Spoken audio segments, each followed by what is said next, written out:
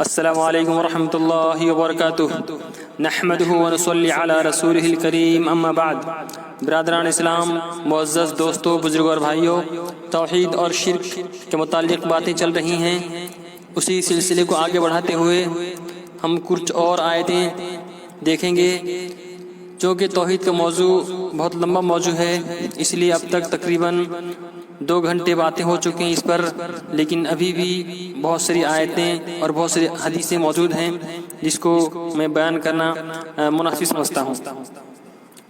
چنانچہ اللہ کے سوا جن کو پکارا جاتا ہے وہ مختار کل نہیں ہیں، وہ نہ تو خالق ہے نہ مالک ہیں، بلکہ اللہ وحدہ لا شریک خالق ہے، مالک ہے، وہی رازق ہے، وہی مدبر الامر ہے، وہی مشکل کشا ہے، حاجت روا ہے، وہی بگڑی بنانے والا ہے۔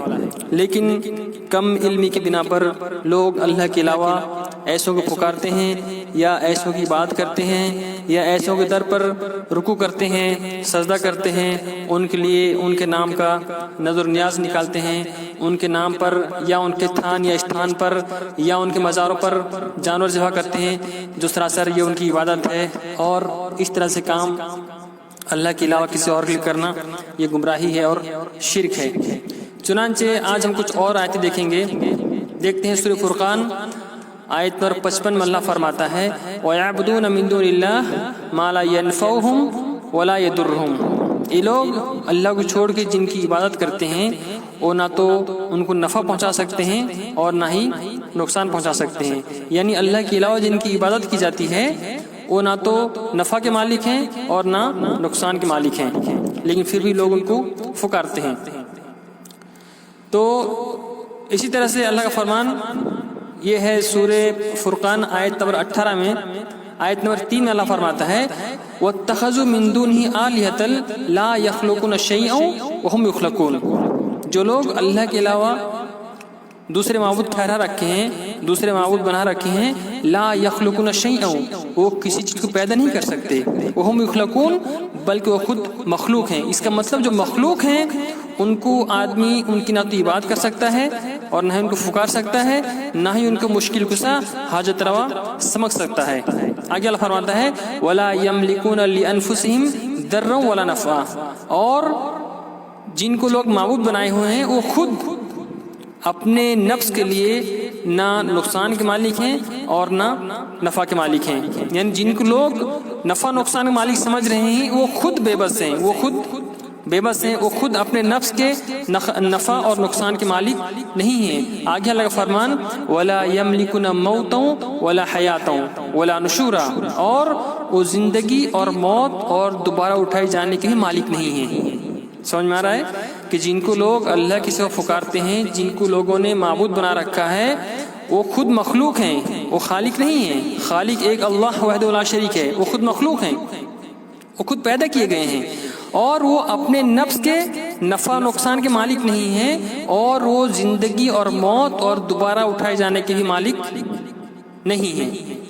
ٹھیک ہے، اسی طرح سے اللہ کا فرمان سورہ نحل آیت نمبر 73 میں اللہ فرماتا ہے وَيَعْبُدُونَ مِن دُونِ اللَّهِ مَا لَا يَمْلِكُ لَهُمْ رِزْقًا مِنَ السَّمَاوَاتِ وَالْأَرْضِ، کہ اللہ کے سوا جن کی لوگ عبادت کرتے ہیں وہ آسمان اور زمین میں روزی پہنچانے کے مالک نہیں ہیں، اور وَلَا يَسْتَطِيعُونَ، اور وہ کچھ قدرت بھی نہیں رکھتے، اور اللہ کے سوا جن کی بات کرتے ہیں لوگ آسمان اور زمین میں انہیں کچھ بھی روزی نہیں دے سکتے اور نہ وہ کچھ اختیار رکھتے ہیں۔ ٹھیک ہے، اس کا مطلب یہ ہے کہ اللہ کے سوا جن کو مشکل کشا حاجت روا سمجھا جاتا ہے وہ نہ تو روزی کے مالک ہیں نہ نفع نقصان کے مالک ہیں، یہاں تک کہ خود کے نفس کے لیے نفع نقصان کے مالک نہیں ہیں۔ لیکن لوگ خاص طور سے جو افضل البشر ہوتے ہیں یعنی انبیاء علیہ السلام، ان کے متعلق لوگ یہ عقیدہ رکھتے ہیں کہ وہ مختار کل ہیں، وہ مختار کل ہیں۔ مختار یعنی اختیار، کل یعنی تمام چیزوں کا اختیار۔ تمام چیزوں کا اختیار رکھنے والے کون ہیں؟ لوگوں کا عقیدہ ہے کہ جو انبیاء ہوتے ہیں وہ اللہ کی عطا سے وہ مختار کل ہیں، اور انبیاء کے وسیلے سے جو اولیاء ہیں وہ بھی مختار کل ہیں۔ جب چاہے جو چاہے کریں، جس کو چاہے اولاد دیں، جس کو چاہے روزی دیں، جس کو چاہے شفا دیں، وہ اللہ نے ان کو عطا کیا ہوا ہے، ایسا اختیار اللہ نے ان کو دیا ہوا ہے، لہٰذا لوگ ان کے متعلق یہ عقیدہ رکھتے ہیں کہ انبیاء رسول خاص کر نبی کریم صلی اللہ علیہ وسلم بھی ان کے عقیدہ یہ ہے کہ وہ مختار کل ہیں، یعنی ہر چیز کا اختیار کس کے ہاتھ میں ہے؟ نبی صلی اللہ علیہ وسلم کے ہاتھ میں ہے، جبکہ قرآن اور حدیث کا یہ فیصلہ ہے کہ اللہ تعالیٰ ہی مختار کل ہے، اللہ کے علاوہ کوئی مختار کل نہیں ہے، سب محتاج ہیں، اللہ ہی مختار ہے۔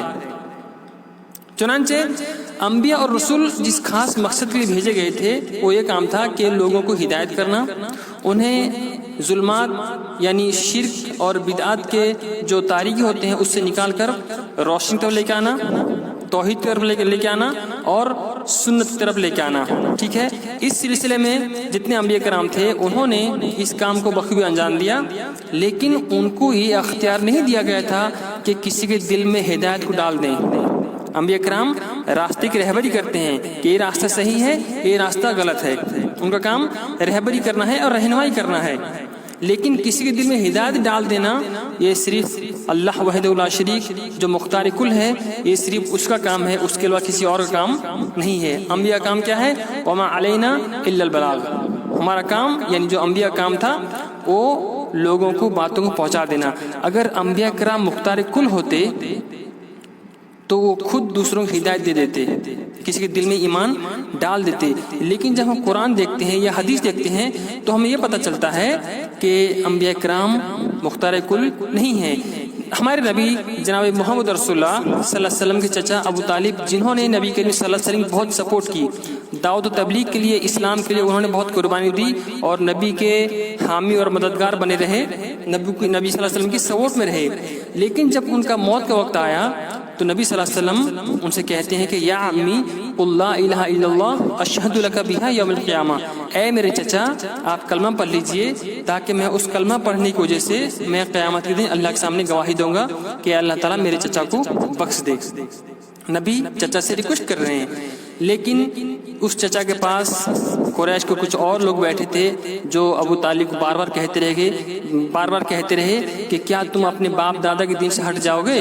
چنانچہ ابو طالب مرنے سے پہلے یہ بولے کہ میں اپنے باپ دادا کے دین پر ہوں، اور اسی بات میں وہ انتقال کر گئے، کلمہ انہوں نے نہیں پڑھا اور اسلام نہیں لائے، جس پر نبی کریم صلی اللہ علیہ وسلم کو بہت تکلیف ہوئی اور نبی صلی اللہ علیہ وسلم نے یہ کہا کہ میں ہمیشہ آپ کے لیے استغفار کرتا رہوں گا جب تک اللہ مجھ کو روک نہ دے۔ تو اللہ تعالیٰ نے آیت نازل فرما دی، کیا ما کان للنبی والذین آمنوا ان یستغفروا للمشرکین ولو کانوا اولی القربى من بعد ما تبین لهم انہم اصحاب الجحیم، ٹھیک ہے۔ یہ سورہ توبہ کی آیت ہے 112 کہ نبی صلی اللہ علیہ وسلم اور ایمان والوں کے لیے لائق نہیں کہ وہ مشرکین کے لیے بخشش مانگیں اگرچہ وہ قریبی رشتہ دار ہی کیوں نہ ہوں، جبکہ یہ بات واضح ہو چکی ہے کہ وہ جہنمی لوگ ہیں۔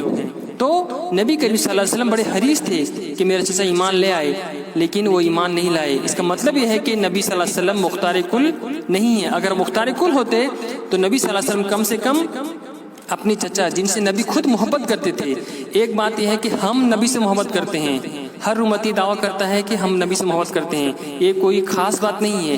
خاص بات یہ ہے کہ نبی کس سے محبت کریں، اور نبی کریم صلی اللہ علیہ وسلم اپنے چچا سے محبت کرتے تھے۔ یہ قرآن کی آیت ہے انک لا تہدی من احببت، اے نبی آپ ان کو ہدایت نہیں دے سکتے جس سے آپ محبت کرتے ہوں، ولکن اللہ یہدی من یشاء، لیکن اللہ جس چاہے ہدایت دے۔ تو نبی کریم صلی اللہ علیہ وسلم اگر مختار کل ہوتے، کم سے کم جس سے محبت کرتے تھے یعنی اپنی چچا، ان کو ہدایت دے دیتے، لیکن ہدایت دینا نبی کے ہاتھ میں نہیں تھا، بلکہ کہنا اور بات پہنچانا نبی کے ذمے تھے۔ اس طرح سے اللہ کا فرمان، اللہ نے فرما دیا کہ انک لا تہدی من احببت، اے نبی آپ ان کو ہدایت نہیں دے سکتے جن سے آپ محبت کرتے ہو۔ اس کا مطلب مختار کل صرف اور صرف اللہ وحدہ لا شریک ہے، اس کے علاوہ کوئی مختار کل نہیں ہے۔ اور اسی طرح سے نبی کریم صلی اللہ علیہ وسلم اپنے چچا اور جتنے بھی کفار تھے، جتنے لوگ بے ایمان تھے، ان سب کے تعلق سے اللہ کے نبی بڑے حریص تھے کہ تمام لوگ ایمان لے آئیں، جس کے لیے نبی کریم صلی اللہ علیہ وسلم جد و جہد کرتے تھے اور محنت مشقت کرتے تھے کہ تمام لوگ ایمان والی بن جائیں۔ اس پر اللہ فرماتا ہے فَلَعَلَّكَ بَاخِعٌ نَفْسَكَ عَلَىٰ آثَارِهِمْ إِن لَّمْ يُؤْمِنُوا بِهَٰذَا الْحَدِيثِ أَسَفًا، یہ سورہ کہف کی آیت ہے کہ تو کہیں تم اپنی جان پر کھیل جاؤ گے کہ اے نبی کیا آپ اپنی جان کو ہلاک کر دیں گے ان کے پیچھے کہ وہ اس بات ایمان نہیں لے کر دیں؟ یعنی نبی اتنے حریص تھے تمام لوگوں کے ایمان لانے کے لیے کہ نبی کوساں تھے، ہمیشہ پریشان تھے کہ لوگ ایمان لے آئیں ایمان لے آئیں۔ اللہ فرماتے ہیں اے نبی کیا آپ اپنی جان کو ہلاک کر دیں گے اس بات پر کہ وہ ایمان نہیں لاتے؟ اسی طرح سے آگے اللہ کا فرمان لعلک باخع نفسک الا یکونوا مؤمنین ان نشاء منزل علیہم من السماء آیتن فضلت عناکم لہا خاضعین، سورہ شورى آیت نمبر 3 اور 4۔ اللہ فرماتا ہے او کما قال اللہ تعالی، کہیں تم اپنی جان پر کھیل جاؤ گے ان کے غم میں کہ وہ ایمان نہیں لائے، اگر ہم چاہیں تو آسمان سے ان پر کوئی نشانی اتار دیں کہ ان کی گردنیں اس کے حضور جھکی رہ جائیں۔ یعنی نبی کریم صلی اللہ علیہ وسلم ہمیشہ اس بات کی جد و جہد اور محنت کوشش کرتے رہے کہ لوگ ایمان لے آئیں۔ تو جو مختار کل ہوں گے وہ اس طرح سے اتنا اپنے آپ کو تکلیف نہیں دیں گے لوگوں کی ایمان لانے کے لیے۔ اگر مختار کل ہوتے تو فوراً اپنے اختیار سے سب کو ہدایت دیتے، لیکن یہ آیتیں بتا رہی ہیں کہ نبی کریم صلی اللہ علیہ وسلم مختار کل نہیں تھے۔ اگر مختار کل ہوتے تو نبی کریم صلی اللہ علیہ وسلم نہ تو خود تکلیف اٹھاتے اور نہ ہی لوگوں کو بے ایمانی میں مرنے دیتے۔ ٹھیک ہے، تو ہدایت دینا یہ اللہ کا کام ہے، ہدایت کی طرف رہبری کر دینا یہ نبی کا کام ہے۔ ٹھیک ہے، اور اسی طرح سے ان تمام آیات سے معلوم ہوا کہ انبیاء اور رسول جس مشن کے لیے مبعوث کیے گئے تھے اس میں بھی ان کو ما فوق الاسباب قوتیں اور اختیار حاصل نہیں تھے۔ یعنی جس کام کے لیے نبی بھیجے گئے تھے، انبیاء بھیجے گئے تھے، اس کام میں بھی وہ ماتحت الاسباب کی طاقت رکھتے تھے، ما فوق الاسباب کی قوت اور اختیار انہیں حاصل نہ تھی۔ ان کا کام صرف بات کو پہنچانا تھا اور دلوں میں اتارنا اور صراط مستقیم توفیق عنایت کرنا، یہ صرف اللہ وحدہ لا شریک کا کام تھا۔ جس طرح سے رئیس المنافقین عبداللہ بن ابی جب فوت ہوا تو ان کے بیٹے جو عبداللہ تھے جو مسلمان ہو گئے تھے، وہ نبی کریم صلی اللہ علیہ وسلم کی خدمت حاضر ہوئے اور کہا اے نبی صلی اللہ علیہ وسلم آپ اپنا قمیص مجھ کو عنایت فرمائیے تاکہ میں اپنے باپ کو اس میں کفنا دوں اور آپ ان کی نماز جنازہ بھی پڑھائیں۔ آپ صلی اللہ علیہ وسلم نے اپنا قمیص عنایت کر دیا اور نماز جنازہ پڑھانے کے لیے تشریف بھی لے گئے تو عمر فاروق رضی اللہ عنہ نے کہا اللہ تعالیٰ نے آپ کو ایسے لوگوں کی نماز جنازہ پڑھنے سے روکا ہے۔ ٹھیک ہے، آپ صلی اللہ علیہ وسلم کیوں اس کے حق میں دعائیں مغفرت کرتے ہیں؟ یہ کون؟ عمر روک رہے ہیں نبی صلی اللہ علیہ وسلم کو۔ تو آپ نے فرمایا کہ اللہ تعالیٰ نے مجھے اختیار دیا ہے، یعنی میں ان کے لیے مغفرت کی دعا مانگوں یا نہ مانگوں، مجھ کو اختیار دیا گیا ہے، اللہ نے مجھ کو روکا نہیں ہے۔ تو اگر آپ ان کے حق میں استغفار کریں یا نہ کریں تو آپ کو یہ اختیار دیا گیا تھا۔ ٹھیک ہے، تو نبی صلی اللہ علیہ وسلم فرماتے ہیں میں استغفار کرتا رہوں گا۔ چنانچہ آپ نے استغفار کی اور نماز جنازہ پڑھی اور اس کے بعد آیت نازل ہوئی کہ وَلَا تُصَلِّ عَلَىٰ أَحَدٍ مِّنْهُمْ مَاتَ أَبَدًا وَلَا تَقُمْ عَلَىٰ قَبْرِهِ إِنَّهُمْ كَفَرُوا بِاللَّهِ وَرَسُولِهِ وَمَاتُوا وَهُمْ فاسقون، کہ ان میں سے کوئی مر جائے یعنی منافق اگر مر جائے تو آپ اس کی نماز جنازہ ہرگز نہ پڑھیں اور نہ اس کی قبر پر کھڑے ہوں، اس لیے کہ انہوں نے اللہ اور اس کے رسول کے ساتھ کفر کیا ہے اور مرتے دم تک وہ بدستور کا کفر کی حالت میں مرے ہیں۔ تو نبی کریم صلی اللہ علیہ وسلم ان کی جنازہ پڑھا رہے ہیں، اپنا قمیص دے رہے ہیں، ان کے لیے استغفار کر رہے ہیں۔ جب اسے دفنانے کے لیے قبرستان لے جایا گیا اور قبر میں دفنایا گیا، پھر آپ صلی اللہ علیہ وسلم تشریف لائے اور اسے قبر سے نکلوایا اور اپنے گھٹنوں پر رکھا اور اپنا لعاب دہن لگایا اور قمیص پہنائی۔ معلوم ہوا کہ جو آدمی توحید پر نہیں ہے، جن کا عقیدہ صحیح نہیں ہے، اسے کائنات کی بڑی سی بڑی ہستی بھی اللہ سے معاف نہیں کروا سکتی۔ نبی کریم صلی اللہ علیہ وسلم دیکھیں اللہ کے اتنے قریبی ہونے کے باوجود، نبی کا اعلیٰ مقام اور مرتبہ سب کچھ ہونے کے باوجود نبی ہدایت نہیں دے سکتے۔ نبی رہبری کر سکتے ہیں، رہنمائی کر سکتے ہیں، لیکن ہدایت نہیں دے سکتے۔ ہدایت دینا کس کے ہاتھ میں ہے؟